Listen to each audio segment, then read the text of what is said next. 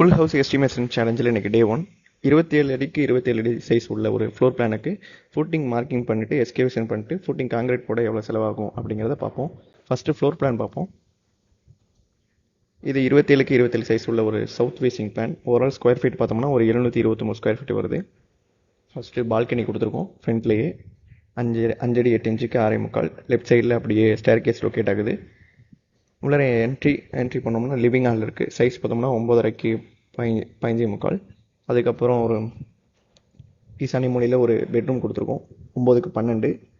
அதுக்கப்புறம் ஒரு குபேர மூலையில் ஒரு ரூம் கொடுத்துருக்கோம். அது 10க்கு 9.5, 10.5க்கு 9.5 சாரி. கிச்சன் கொடுத்துருக்கோம் அக்னி மூலையில் ஃப்ரண்ட்லேயே வருது. ஸோ அதோட சைஸ் பார்த்தோம்னா 6.25க்கு 9 அடி 1.5 இன்ச்சு. அது இல்லாமல் ஒரு காமன் டாய்லெட் கொடுத்துருக்கோம், ஒரு அட்டாச் டாய்லெட் கொடுத்துருக்கோம், ஒரு வாஷிங் மிஷின் ஏரியா ஒன்று ப்ரொவைட் பண்ணியிருக்கோம். ஓகே, நம்ம இப்போ எஸ்டிமேஷன் பார்ப்போம். எஸ்டிமேஷனில் ஃபுட்டிங் மார்க்கிங் காஸ்ட்டுன்னு சொல்லி ஒரு 6,500 போட்டிருக்கோம். இது வந்து மார்க் பண்ணுறதுக்கு ஃபுட்டிங் மார்க் பண்ணுவோம்ல அந்த அமௌண்ட்டு. எஸ்கவேஷன் காஸ்ட்டு அதுவும் லம்சமாக ஒரு 11,500 போட்டிருக்கோம்.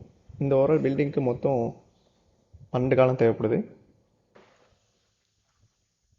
சேனல் பண்ணுவோம் ஃபில் பண்ணுறதுக்கு, அது ஒரு 6,500 ஒரு யூனிட் தேவைப்படுது.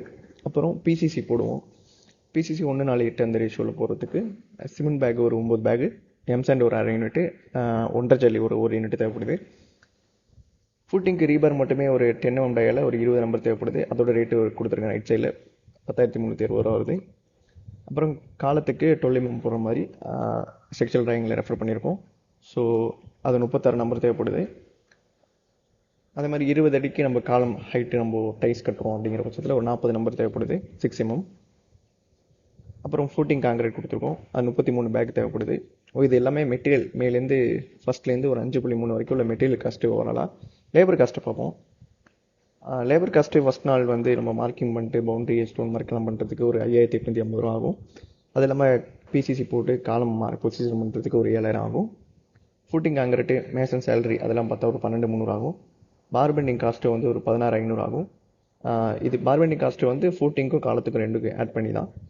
லம்சம் பார்த்தோம்னா ஒரு 10 ரூபா ஆகும். ஆக மொத்தம் இந்த ஃப்ளோர் பிளானுக்கு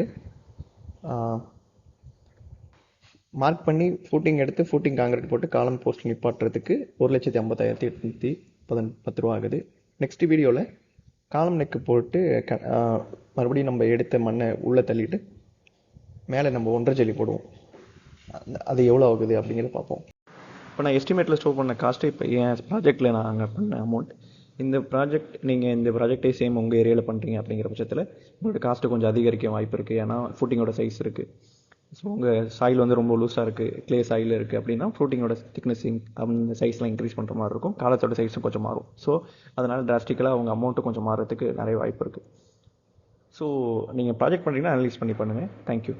ப்ராஜெக்ட் கும்பகோணம், தஞ்சாவூர், திருவாரூர் டிஸ்ட்ரிக்ஸில் எடுத்து பண்ணிக்கிட்டு இருக்கோம். உங்கள் ப்ராஜெக்ட் இந்த ரீஜனில் லொக்கேட் ஆகிருக்கு. நீங்கள் கன்ஸ்ட்ரக்ஷன் லம்சம்மாவோ அப்படி ஃபுல் ஒர்க் கான்ட்ராக்ட் பேசிக்ஸ்லேயே கொடுக்கணும் அப்படின்னா நீங்கள் எங்களை கான்டாக்ட் பண்ணலாம். தேங்க்யூ.